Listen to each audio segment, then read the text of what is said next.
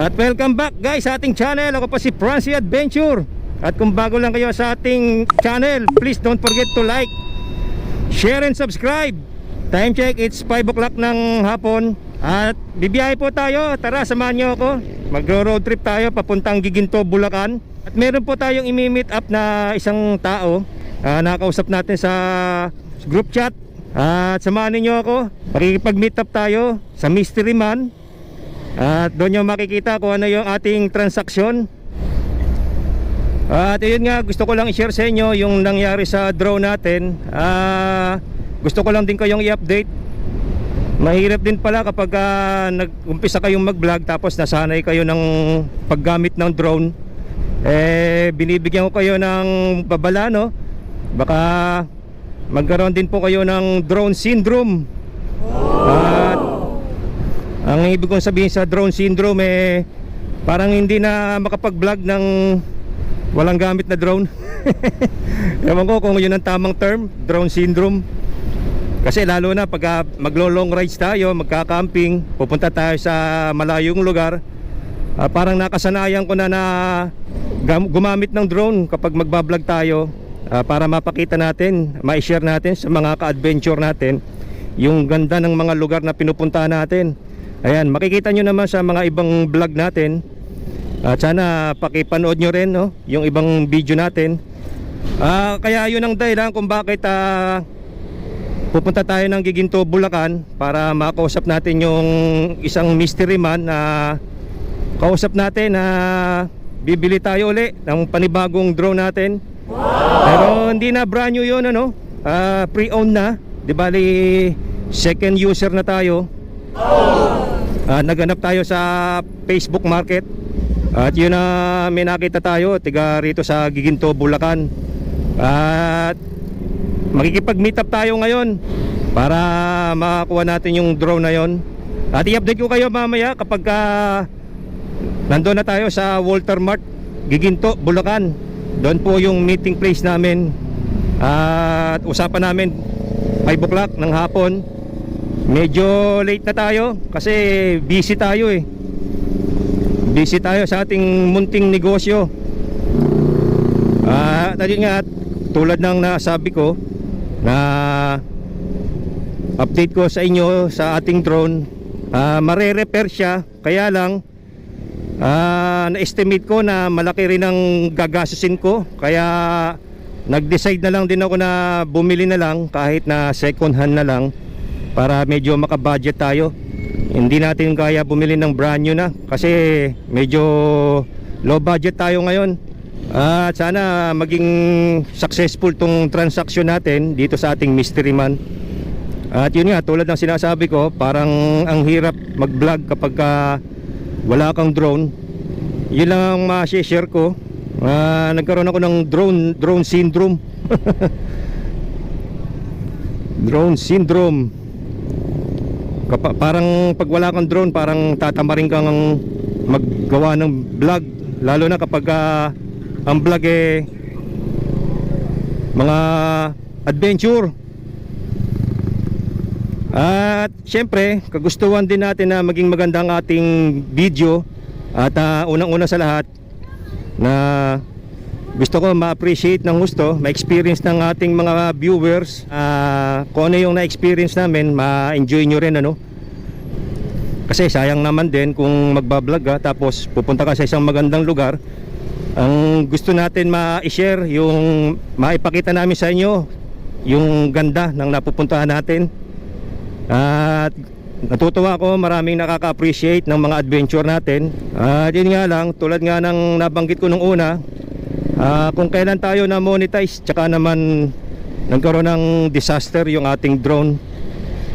Repairable naman yung drone natin. Nagawan ko ng DIY, nagawan ko ng paraan, pero may mga ibang diferensya at napakalaki na ng gagasusin. Kaya yun nga, nag-decide na lang tayo na kumuha na lang kahit na second hand. Titignan natin kung mahusay. Tumingin ako sa Shopee online at doon sa gimbal, malaki na kaagad ang presyo kapag bumili tayo ng spare parts. umaabot na rin ng nasa mga 4,000, 5,000 yung parts pa lang ng gimbal. At hindi pa natin alam kung pag napalitan yung gimbal gagana na. Tapos bukod pa yung labor nun, labor. Tsaka hindi lang natin sure kung gimbal lang ang sira. Kaya nangyari, naging kagimbal-gimbal. Ayun ang nangyari. Nakakapanghinaya nga kasi ang tagal na natin ginagamit nung drone na yun. At after 3 years, ayun, ganoon talaga hindi talaga maiwasan yung mga aksidente. At anyway, tulad nung napag-usapan namin ng drone ko, sana dumating yung panahon na ma-monetize niya yung channel natin. Nagawa naman niyang ma-monetize bago siya nagkaroon ng disaster. Kaya yung drone natin na yun, for keeps na lang yun. For keeps na lang natin. Kasi siya yung nagpa-monetize ng ating channel. At yun, sa mga bagong viewers natin, sa mga fellow YouTuber, sa mga ating masugid na subscriber, paki-comment nyo lang din kung maganda ang audio ng ating video ngayon. Kasi meron tayong ginamit na external microphone na kinabit natin sa ating action cam para mas malinaw ang ating presentation. Napapansin ko kasi pagka nagro-road trip tayo, lalo na kapag malalayo, meron tayong wind noise. Gusto nating ma-eliminate yung wind noise para pagka ganitong dumadaldal ako, naririnig ninyo.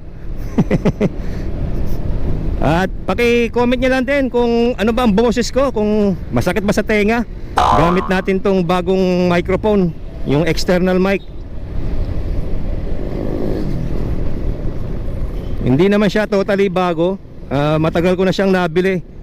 Kaya lang hindi ko na makita nung hinahanap ko At nung isang araw nagkakalkal ako doon sa bahay namin, ayun, lumabas bigla yung nabili natin external microphone. Natabunan na ng mga nakatambak na gamit. At buti nakita natin, kaya ito ginagamit natin ngayon.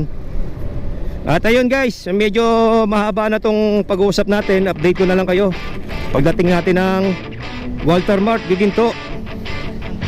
At yan po si Sir Bernard. Ayan yung kamita po natin. Actually siya po ay isang supplier ng drone. At kung halimbawa meron kayong inquiry tungkol sa drone, ilalagay ko po sa message sa baba, sa pinaka description. Ayan Mas po, mababa po yung bibigay ko sa inyong price. Mas mababa sa DJI ng store sa Orchard Shopee. Ayan. Basta chat nyo lang po ako. Legit po ako nagbebenta ng drone.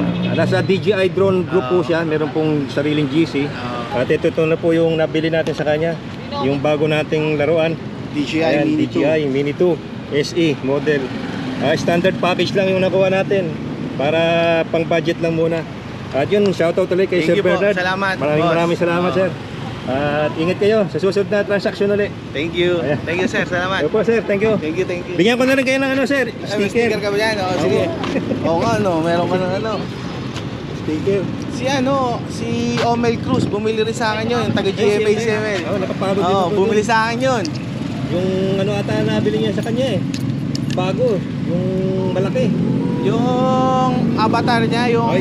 tinesting niya. Saan yung pala galing yun? Hindi po, di akin galing yun. Ang binili niya sa akin S2, dalawa, pinaregalo niya. Oo. Tsaka swerte nga nun na-sponsor na ng DJI. Oo, DJI. Tinatanong niya, sabi niya, saan nagagaling DJI? Hindi niya alam. Yung kakonect ko sa DJI na pinaka nagbabaksak dito sa Pilipinas. Oo, kakilala ko. Mababa lang binibigay. Sige, thank you sir. Salamat, Sir, salamat. ingat ulit. Ano kita? Sa YouTube. Okay, thank you. At ayun nga guys, nagkaroon tayo ng successful na transaction kay Sir Bernard. Shoutout ulit kay Sir Bernard. Isa pala siyang supplier ng DJI drones. At nakita lang natin siya sa DJI group, no? Kaya nung nakita ko yung pinost niya, Timano, nag-reply doon sa message ko. Kaya ito, nagkaroon kami ng meet up dito sa Walter Mart Giginto, Bulacan. At na-testing na natin yung bagong drone natin. At hulaan ninyo guys kung magkano natin nakakuha lang yung DJI na standard Mini 2 SE. Di bali bago pa lang, halos bago pa, fresh na fresh pa. Kahit na second owner tayo, maganda, makinis. At nakuha lang natin sa halagang 13,500. Actually binebenta nyo yun ng 14,000 yung standard package. Napakamura na rin yun, ano? Kasi kung bibili kayo ng standard package ay nasa 17,000 plus na. Ang Plymore combo naman nasa 24,000. At hindi na natin kailangan ng Plymore combo, kaya bumili na lang tayo ng standard package. Kasi may mga ibang accessories na rin tayo ng Mini 2 na gamit natin. At yun ang isang dahilan kung bakit Mini 2 pa rin ang kinuha natin. Dahil yung mga batteries natin, ano, masasayang lang naman kung... Kasi bala ko sana mag-upgrade ng Mini 4. Masyadong mataas ang budget para sa Mini 4. Maabot ng mga 54,000 ang Mini 4. At pero kay Sir Bernard, ang standard ng Mini 4 maabot lang daw sa kanya ng price ranging hanggang 48,000.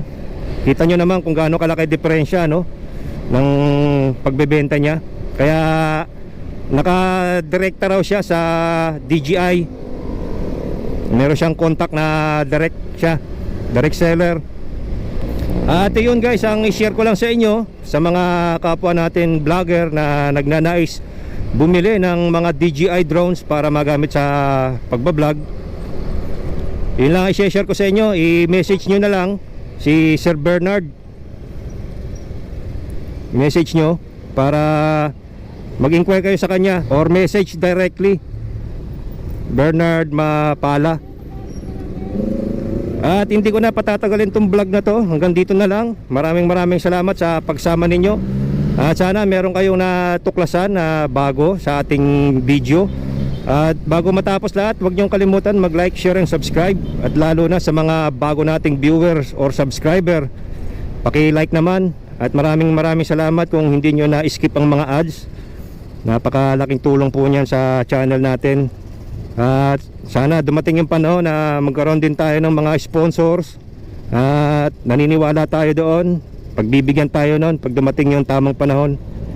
Lahat naman nasa tamang panahon. At yun po, maraming salamat po ulit sa mga kaibigan natin sa YT, sa mga fellow YouTubers, silent viewers, new viewers. Maraming salamat sa panonood. At dito na po ako magpapaalam. Uwi na ako para ma-calibrate pa ng mas maayos yung ating bagong drone. Maraming salamat po sa panonood. Ride safe, be safe, and stay safe. Francie Adventure signing out.